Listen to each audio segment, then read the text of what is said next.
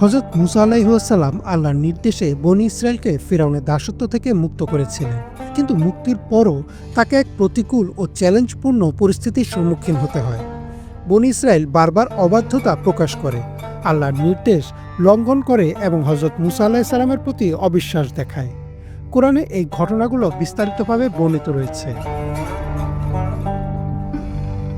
আল্লাহর নির্দেশে হযরত মুসা আলাইহিসসালাম বনী ইসরায়েলকে মিশর থেকে বের করে নিয়ে যান।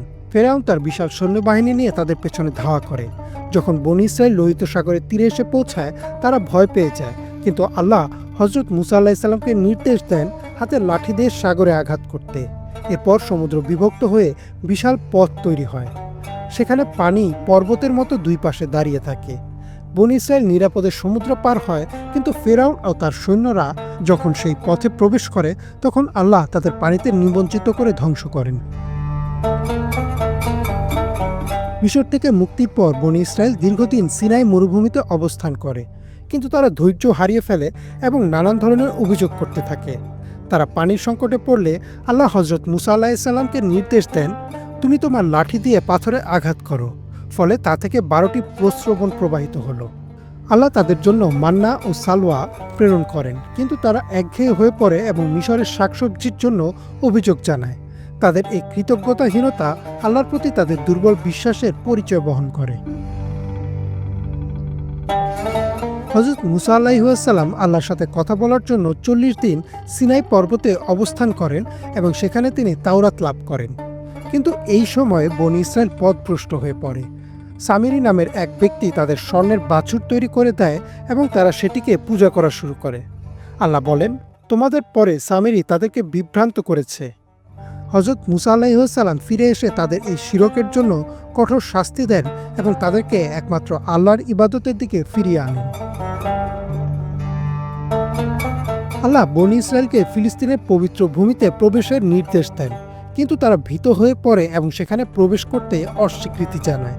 তারা বলে, হে মুসা, আমরা কখনোই সেখানে প্রবেশ করব না যতক্ষণ না তারা সেখান থেকে বেরিয়ে যায়। তাদের এই অবাধ্যতার ফলে আল্লাহ তাদের উপর 40 বছর মরুভূমিতে বিচরণ করার শাস্তি দেন। 40 বছর মরুভূমিতে ঘোরাঘুরির পর যখন বনী ইসরায়েল অবশেষে পবিত্র ভূমির কাছাকাছি পৌঁছায়, তখন হযরত মুসা আলাইহিসসালাম বার্ধক্যে উপনীত হন। তিনি আল্লাহর কাছে এই ভূমিতে প্রবেশ করার জন্য প্রার্থনা করেন, কিন্তু আল্লাহ তার মৃত্যু নির্ধারণ করেন।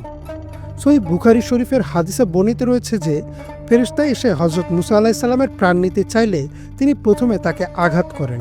পরে ফেরেশতা আল্লাহর কাছে ফিরে যান এবং আল্লাহ তাকে বলেন, তুমি মুসার কাছে ফিরে যাও এবং বলো, সে যদি জীবিত থাকতে চায় তবে তার হাত একটি ষাঁড়ের পিঠে রাখুক।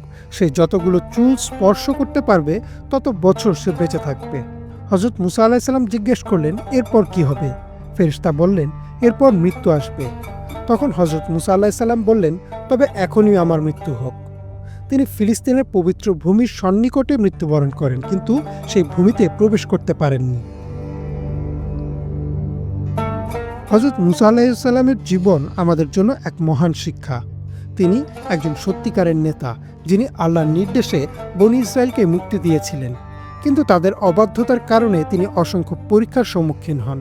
তার ধৈর্য, দৃঢ়তা ও আল্লাহর প্রতি অগাধ বিশ্বাস আমাদের জন্য এক অনুকরণীয় দৃষ্টান্ত। ইমরান মাহমুদ, বাংলাদেশ সংবাদ।